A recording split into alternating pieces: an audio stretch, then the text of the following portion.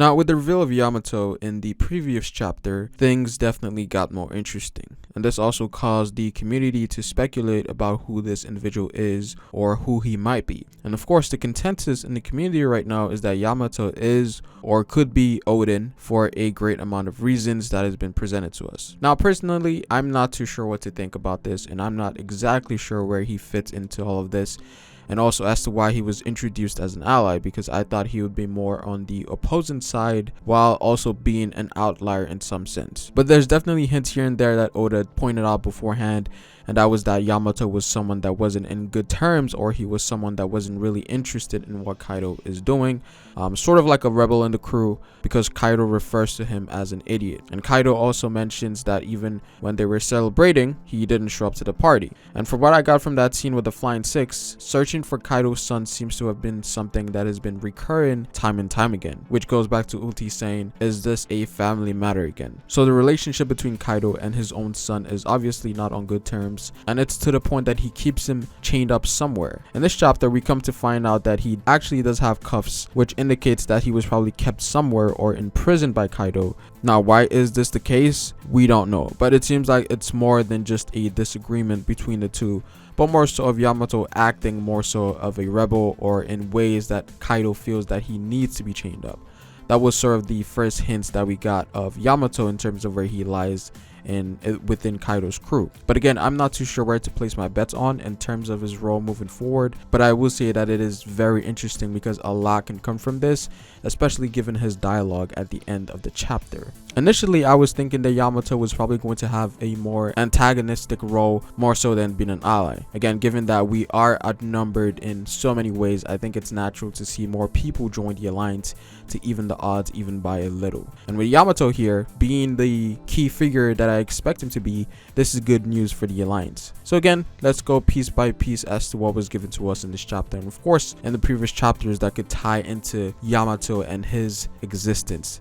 Now, the first and the most noticeable thing about Yamato is that he shares some resemblance to Oden. And of course, this is the most popular consensus that is roaming around in the community right now. And when it comes to Yamato, we see that he dresses similarly to the citizens of Wano, or just how the samurai dress in general, with the kimono, and as well as him having an obi, which is the bow tie thing that he has on his waist. And the only other person to have an obi like that was Oden. Granted, Raizo does have something similar, but his has a different appearance than that of Oden. In the case of Yamato, his version is literally the same. And then we also have the cuffs on his hands, which could potentially parallel something, perhaps to the event of Oden's execution.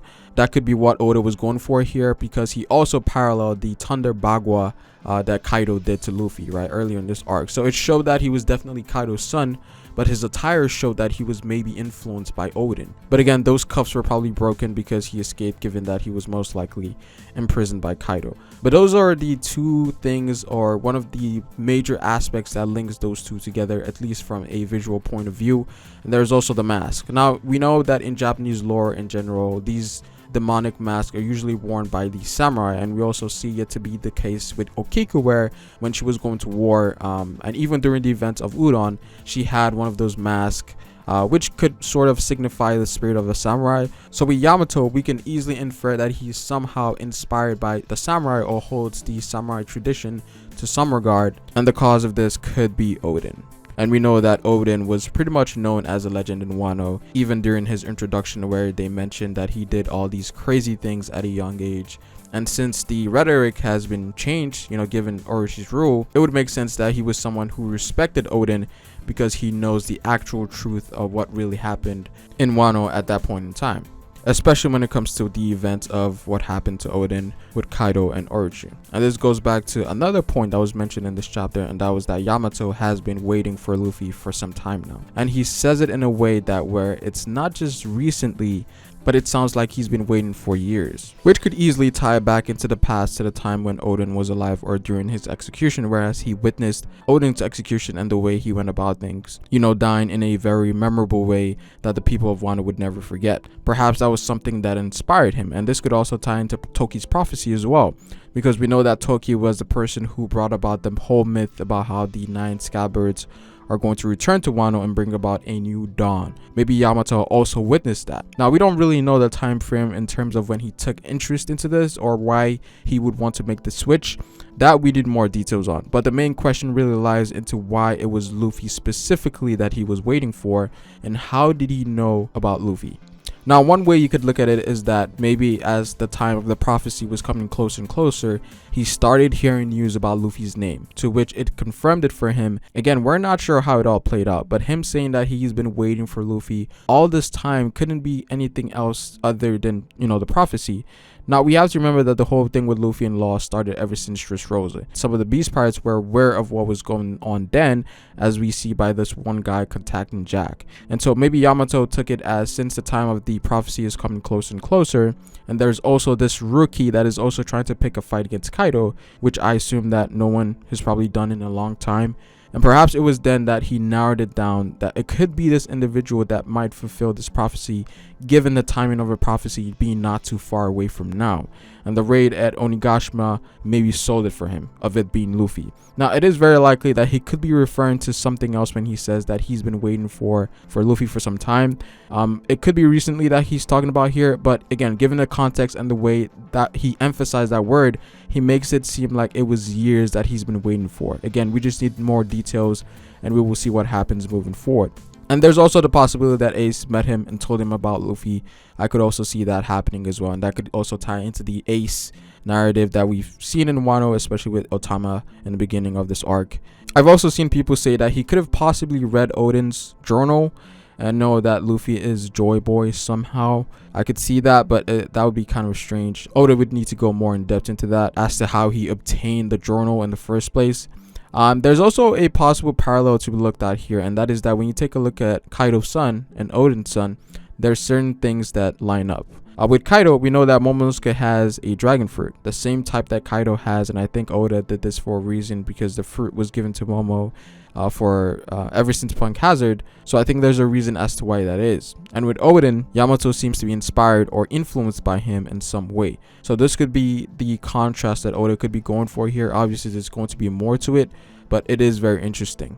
But overall, in terms of who I think Yamato is, I think it's very likely that this is an entirely new character. I don't think this is Oden in any way, shape, or form, just because that would devalue the Oden flashback. If anything, if Oden was still alive, that would be kind of crazy, and it's a bit reminiscent to the cover story that we're going through right now. I think people are looking way into these similarities and saying it's Oden, again, most likely because of the initial reaction to the chapter. But when you take a step back in terms of the actual story and the flow of it, Oden being alive makes no sense. However, this person is obviously linked to Oden in some way, shape, or form, whereas perhaps he looked up to Oden, perhaps he was someone that was influenced by him. There are so many things that could tie him into Oden, right? So we just need to wait and see more. But I've seen a lot of theories saying that he could be the guy that we see with Crocus, which I think is kind of crazy. People are also saying that he could be the child of Big Mom and Kaido, which I doubt, because Big Mom and Kaido weren't really on good terms till now, and also the relationship between them isn't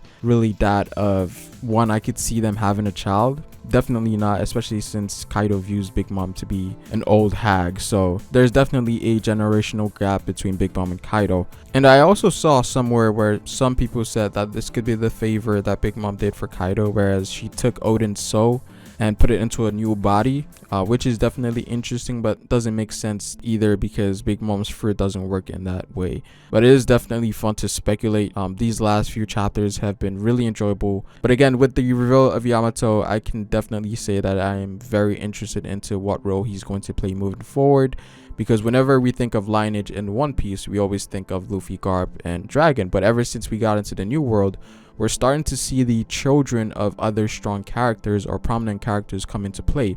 It started out with Katakuri with Big Mom, then Weevil and Whitebeard, and then obviously with Yamato and Kaido. So to say the least, Yamato should give off the same aura as these other two.